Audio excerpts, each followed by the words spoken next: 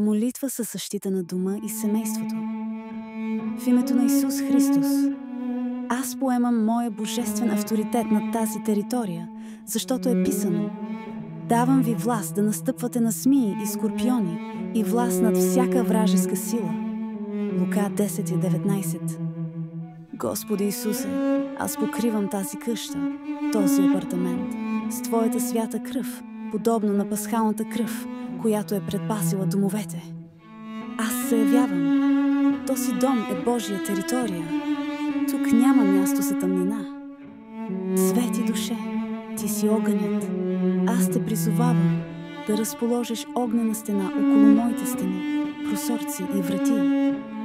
Всяка демонична врата, която е била отворена чрез грях, нечестия, окултна практика или нечестив предмет в този дом, аз се я затварям сега, с кръвта на Исус, според Откровение 3:7. Сатана, ти нямаш право на достъп. Твоето влияние и всяка твоя следа са унищожени в името на Исус. Аз се изправям срещу всяка демонска атака, насочена към моето семейство и децата ми. Всяка среща на магиосници, вещици или окултни работници, които се опитват да изпратят проклятие, заклинание или болест срещу мен и моите близки, аз ги счупвам в духовния свят, според Коринтияни 10:4.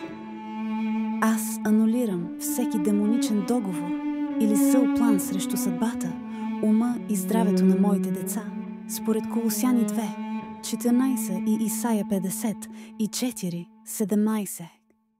Всяко семе на страх, бунт, объркване или зависимост, посято в сърцата на семейството ми, аз го изкоренявам сега с огън. Всяко демонично око, което следи дома ми, аз го ослепявам в името на Исус. Господи, изостри сетивата ни. Дай ни духовно противоразузнаване, за да различаваме плановете на врага, преди да са се проявили в физическия свят, според Ефесяни 1:17-18.